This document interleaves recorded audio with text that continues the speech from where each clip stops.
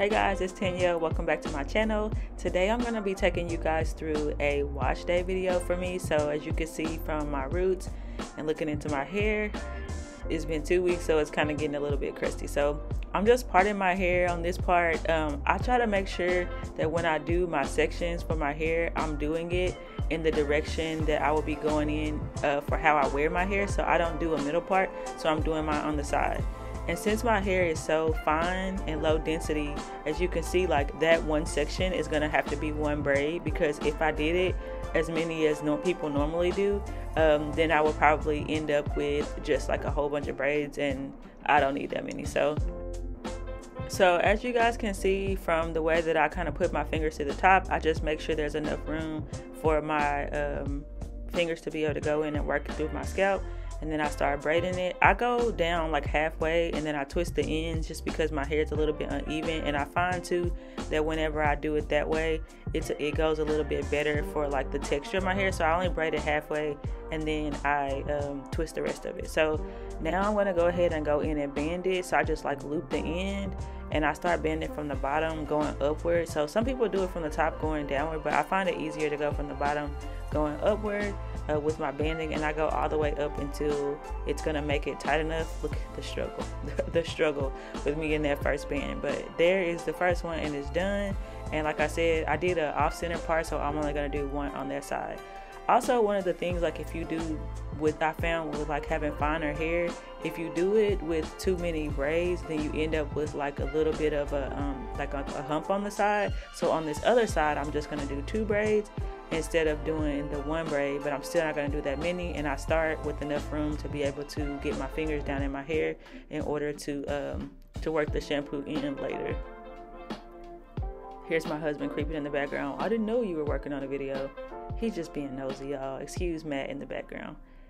He's so cute. Anyways, there he goes. He's getting out of there. So I just braided and then I twisted the bottom again, looped it over, and then I'm going to again start my banding from the bottom, and I'm going to work my way up, just trying to make sure that those loose ends are in there. Don't make it too tight, because if you do that, and one of the things I found when you do like smaller braids is that it makes it hard to get that band off, because again, with the hair being so fine, it gets on there pretty tight. So I'm on the last braid for the front, and as you can see, this is one of the reasons why I twist. So I braid it down, and see how there was only a little bit left? I just combine it with one of the other pieces, and then I twist those two together down the end, and it just makes the ends a lot fluffier. Now I am gonna go, like once my hair is dry a little bit, and take these bands off and put mousse and rollers on the end. That's just what I do, because otherwise my hair ends up super flat. But for now, I just loop the ends in there, and it just kind of keeps you from having breakage too whenever you loop the ends upward. In my opinion, it keeps me from having so much breakage. So that's another reason why I do that. Alright, so we're going to the back, and again, like I said, I try to get as much fullness as possible. So instead of going down the middle, I know that at the crown of my head, I want to do one fairly loose at the root braid, and so when I undo it, then that part will still look smooth, but it'll have some like texture to it. So I'm doing this like I'm doing a regular braid out, because to me, when I wash my hair, it's like a 2-for-1. So I'm doing it like a braid out.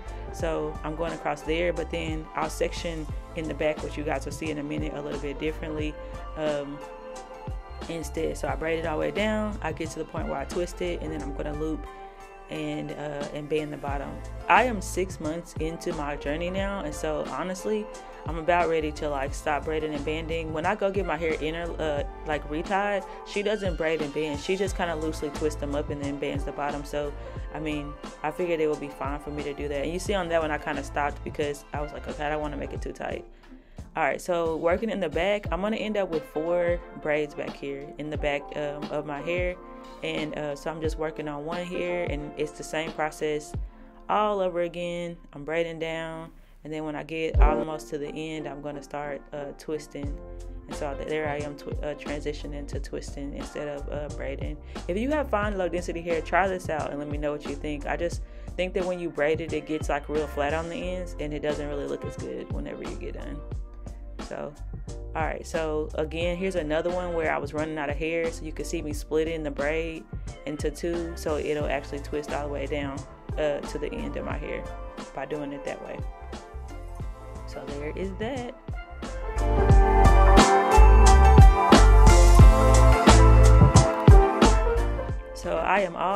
as you guys can see along the top, I have just that one section because I don't want it to be split. It's hard for me to blend my scalp, my crown rather. I'm using the tea tree tingle, not tea tree tingle, I'm sorry, I do use that sometimes, but right now I'm really a big fan of tea tree oil or tea tree types of things, so I'm using the tea tree. I put it in a squirt bottle. Some people use the spray bottle method, but I like this applicator a lot better because you can be precise, see the holes like not that big, and the texture is like that because I added water inside of it to help it to flow out of the tip a little bit better. And I'm just gonna be pulling the different braid section over, and I'm squeezing it and then getting it on my scalp at the same time here. So that's what I'm doing. I love it because it's thick enough that I can concentrate it in one area, like it doesn't really like drip down so bad. But also I just find with the spray bottle it's a lot messier. So see, I don't even have a towel on because this is not really going to get all over the place because of how I'm able to apply it, you know, directly to where I want to do it. So I'm getting into my scalp, and again, it has a little bit of water in there, but in one of my next steps, I like to go through and spray my hair with some water bottle, like spray it out of my water bottle in order to make it a little bit moist. But of course, my eyes in the water, I don't know. The faces I make, I don't know I'm making those faces whenever I'm doing that. So here's me just kind of like working all this in really well into my scalp, and I'm not a believer that it has to be like super duper lathery. I can tell my scalp is getting clean. I try not to waste product, and so if I need to add some more, like on that, I felt like it was a little bit not enough in that spot. But I also had just got done having this time around some gel in my hair for my sister's wedding, so it was a little bit more gunk on the front of my hair than normal. And then you can use your spray bottle as needed if you feel like you need to add a little bit more water, but this is just a clean way to do it outside the shower. To be honest, with when I'm not doing a tutorial, I just take that bottle with the applicator on it into the shower with me. I wet my whole hair down just by running my hair underneath the shower, and then I apply it to my scalp that way. But this is just a way to do it outside of the shower if that's what you prefer. But see how the applicator bottle literally just goes straight into there, and it's so easy not to have to get it on your hair and just get it directly on the scalp whenever you're using it, and that type of thing instead of a spray bottle, in my opinion. So there I am, just working it into. Again, my edges had a lot of product on them from the style that I wore with some gel in my hair, but you can see it is sudsing up, and so I feel like my scalp's getting pretty clean. So you guys can see there's some of the soap. I made sure to get it all over and up and down, like on my edges and everything. So this is what my hair is going to look like before I end up in the shower. If you have any loose ones, you can just like pull them through. See, I just pulled that one through, another one, the inside of the braid, and it stayed there the whole time. So this is what it looks like whenever I get done.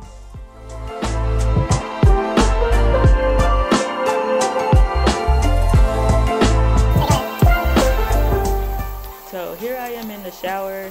I'm just massaging my scalp to get all that soap out from underneath those braids, and then I'll be squeezing a little bit to kind of wring it out.